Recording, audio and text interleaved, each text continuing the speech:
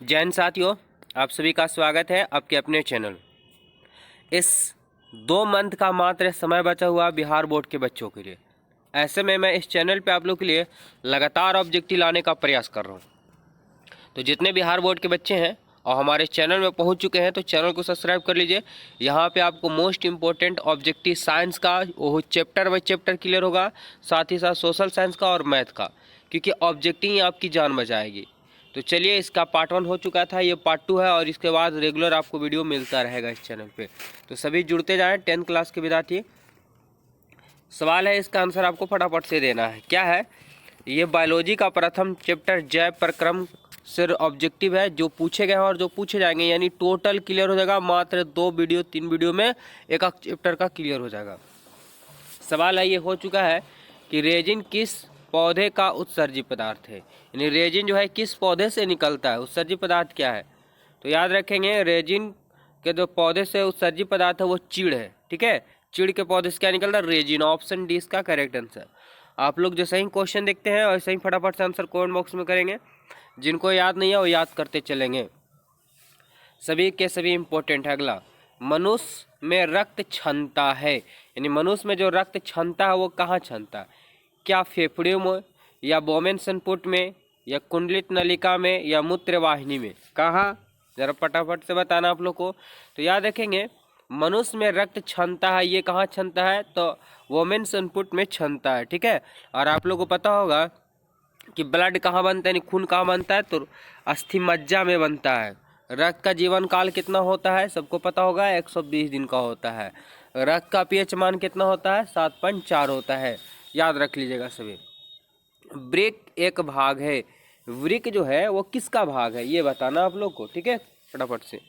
तो वृक्क एक किसका भाग है? तो उत्सर्जन का, क्योंकि इसके मात्र से मूत्र बाहर त्याग होता है, साथ ही वीर्य भी। ठीक है, तो ये शरीर से जो भी बाहर होता है वो उत्सर्जी अंग कहलाता है। जैसे हम लोग को नाक जो होगा, नासिका छिद्र, ये भी उत्सर्जी पदार्थ है। ऑप्शन ए की राइट, इसका राइट आंसर की बात करें 32 का ए हो जाएगा। चलिए आगे बढ़ते हैं। अगला, प्रत्येक गुद्दे में कितने नेफ्रॉन होते हैं? प्रत्येक गुद्दे में कितने नेफ्रॉन होते हैं? याद रखेंगे, क्वेश्चन बार बार पूछा जाता है। लगभग 10 लाख नेफ्रॉन होते हैं। ठीक है, प्रत्येक गुद्दे में। ऑप्शन है इसका करेक्ट आंसर। अगला सवाल है कि पादप में जाइलम का कार्य क्या है? अगर आप इसका पहला पार्ट 1 वीडियो देखे होंगे तो इसको बिना देखे हुए आप आंसर खाली सुन करके बता दीजिएगा, क्योंकि इसके बारे में अच्छे ढंग से हम समझा चुके थे। तो पादप में जाइलम जो होता है वो जल का वहन करता है। क्या करता है? जल का वहन करता है। कहाँ से? तो नीचे से ऊपर की ओर। जाइलम की कोशिका कैसी होती है? तो मृत होती है। याद रखेंगे, जो समझा दे रहे हैं। फ्लोएम तो खाद्य पदार्थों का परिवहन करता है, ऊपर और नीचे करता है। फ्लोएम की कोशिका जीवित होती है। अगला सवाल क्या है देखेंगे। श्वसन वह चरण जिसमें ऑक्सीजन की अनुपस्थिति में ग्लूकोज का आंशिक विखंडन होता है कहलाता है। वेरी वेरी इंपॉर्टेंट क्वेश्चन है कि श्वसन का वह चरण जिसमें ऑक्सीजन की अनुपस्थिति में ग्लूकोज का आंशिक विखंडन होता है क्या कहलाता है?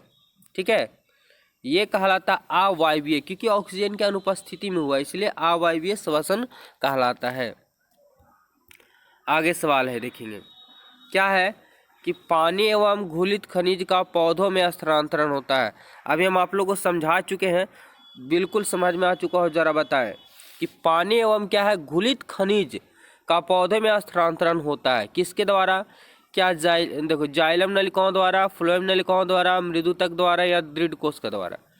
तो फ्रेंड्स, अभी हम आप लोग को तुरंत बताए हैं विद्यार्थी, जरा कमेंट कीजिए किसके द्वारा। तो पानी हो गया या घुलित खनिज हो गया, ये जल है ना, जाइलम के द्वारा होता है। अगला, पौधों में खाद्य पदार्थों का स्थानांतरण किस रूप में होता है? किस रूप में होता है ये पूछा जा रहा है। ठीक है, कि पौधों में खाद्य पदार्थों का स्थानांतरण किस रूप में होता है? क्या ग्लूकोज के रूप में होता है, सुक्रोज के रूप में होता है, स्टार्च के रूप में होता है, या प्रोटीन के रूप में होता है? 37 नंबर। तो ये सुक्रोज के रूप में होता है। याद रखेंगे कि पौधों में खाद्य पदार्थों का स्थानांतरण जो होता है वो सुक्रोज के रूप में होता है। ऑप्शन बी हो जाएंगे राइट आंसर। अगला, वाष्पोत्सर्जन एक है। वाष्पोत्सर्जन आखिर है क्या? ये होता क्या है? अभी हम डिटेल समझाते हैं, पहले इसका आंसर बता देते हैं। ठीक है, तो यह क्या एक शारीरिक प्रक्रिया है, या भौतिक प्रक्रिया है, रासायनिक प्रक्रिया है, या पारिस्थितिक प्रक्रिया है? कैसी है? तो देखिए वाष्पोत्सर्जन एक प्रकार का जो है वो शारीरिक प्रक्रिया है, ठीक है। आप देखे होंगे कि जैसे हम लोग भी अगर रहते हैं तो गर्मी में तो पसीना निकलने लगता है। अच्छा, पेड़ पौधे हैं तो पेड़ पौधे भी गर्मी के दिनों में जो है नीचे से पानी लाते हैं जड़ के माध्यम से और वाष्पोत्सर्जन की क्रिया करते हैं, यानी एक प्रकार की क्या हो रहा है उसके शरीर से बाहर निकल रहा है, ठीक है। तो एक प्रकार की कैसी शारीरिक प्रक्रिया, ऑप्शन ए इसका राइट आंसर। अगला सवाल है, प्राकृतिक में ऑक्सीजन का संतुलन कैसे बना रहता है? Very very important. प्राकृतिक में ऑक्सीजन का संतुलन कैसे बना रहता है? संयोजन द्वारा, प्रकाश संश्लेषण द्वारा, अपघटन द्वारा, इनमें से कोई नहीं। 39 नंबर सवाल का आंसर। तो देखेंगे प्रकाश संश्लेषण के द्वारा जो होता है, क्योंकि प्रकाश संश्लेषण के द्वारा पेड़ पौधे क्या करते हैं कि वायुमंडल में जो कार्बन डाइऑक्साइड उसको ग्रहण करते हैं और ऑक्सीजन छोड़ते हैं, यानी एक प्रकार से क्या होता जा रहा है, संतुलन बना रहा है। और हम लोग क्या करते हैं, इंसान जो है वो ऑक्सीजन को लेता है और कार्बन डाइऑक्साइड छोड़ता है, उल्टा पेड़ पौधे करते हैं। तो एक प्रकार से संतुलन बना हुआ है, तो प्रकाश संश्लेषण प्रक्रिया द्वारा।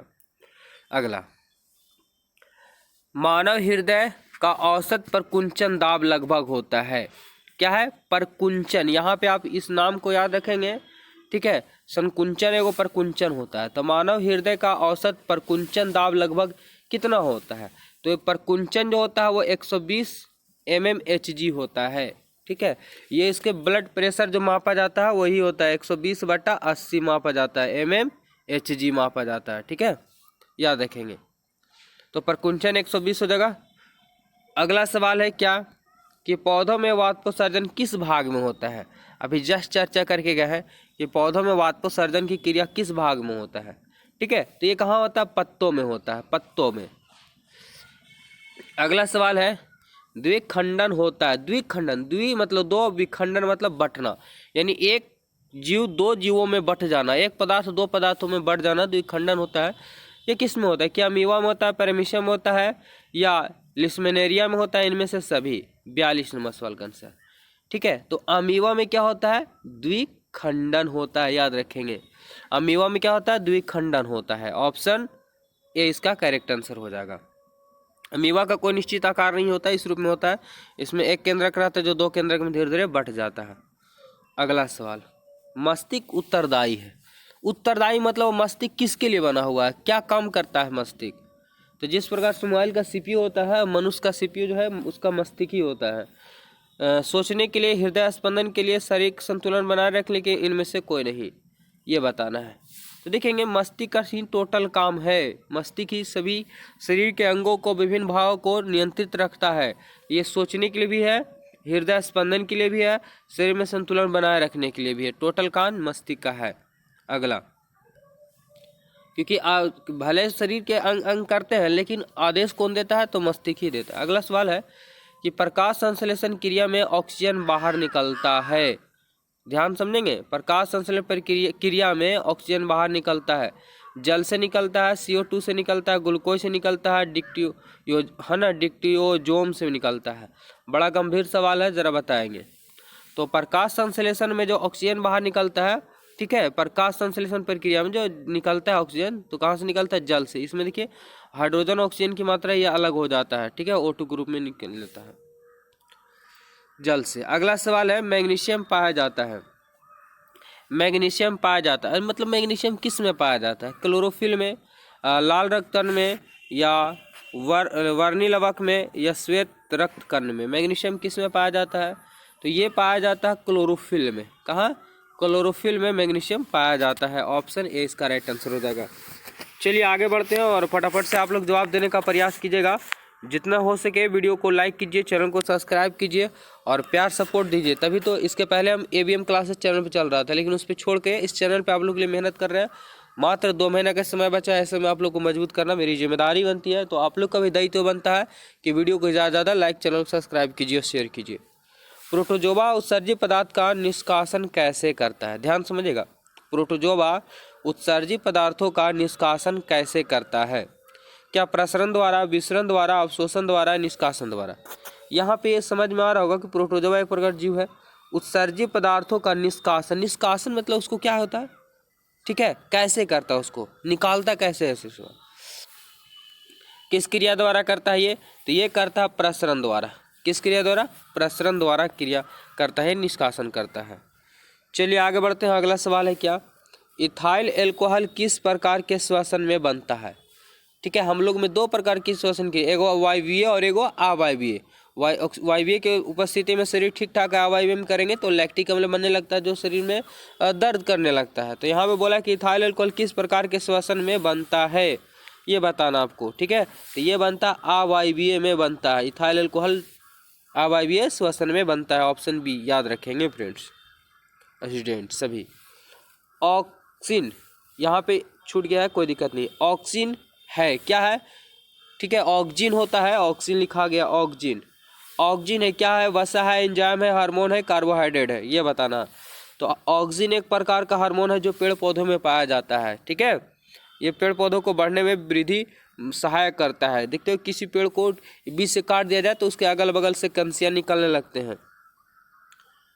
अगला है कि रक्त का कौन से अवयव घातक स्थानों से रक्तस्राव के मार्ग को रक्त को थक्का बना करके अवरुद्ध कर देता है।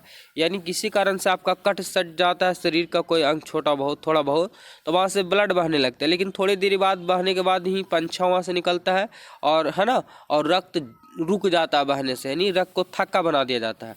तो वह कौन सा पदार्थ है, से पूछा जा रहा है। क्या लाल रक्त कोशिका होता है, या श्वेत रक्त कोशिका होता है, प्लेटलेट्स होता है, या लसिका होता है, ये बताना 49 का। राइट आंसर की बात करें तो ये होता है प्लेटलेट्स, जो रक्त को थक्का बना देता है और खून को बहने से रोक दिया जाता है। अब पूरा ढेर सारा कट जाएगा तो उतना नहीं रोक पाता है कंट्रोल, क्योंकि हृदय जो है वो धड़कन पंप करते रहता है, जिसकी वजह से मेन अगर नस कट जाता है, जिसको धमनी बोलते हैं, अगर धमनी किसी का कट जाता है तो ब्लड बिना रोके हुए दाबे हुए वो नहीं रुक सकता है। ठीक है, क्योंकि हृदय पंप करते रहता है, प्रेशर देते रहता है। अगला सवाल है कि हृदय से रक्त को संपूर्ण शरीर में पंप किया जाता है, किसके द्वारा। हृदय में तो खून होता है लेकिन शरीर के विभिन्न भागों में चला जाता है, यानी उसको पंप जो करता है वो शरीर कौन करता है। क्या फेफड़ा करता है, नीले द्वार करता है, अलिंद द्वार करता है, इनमें से सभी क्या होगा। तो याद रखेंगे नीले द्वार करता है, पूरे शरीर के विभिन्न भागों में पंप करता है नीले द्वारा। तो उम्मीद करते हैं कि ये जो 20 क्वेश्चन आप लोग को क्लियर किए हैं बहुत ही अच्छे ढंग से समझ में आया होगा। और आप लोग चैनल को जरूर सब्सक्राइब कीजिए, इसका एक और वीडियो बनाएगा जो पहले चैप्टर का ऑब्जेक्टिव क्लियर हो जाएगा। और इसी प्रकार से टोटल ऑब्जेक्टिव धीरे धीरे चैप्टर बाय चैप्टर साइंस मतलब फिजिक्स, केमिस्ट्री और बायोलॉजी क्लियर होगा, सोशल साइंस का और मैथ का होगा। धन्यवाद, मिलते हैं नेक्स्ट वीडियो में। जय हिंद।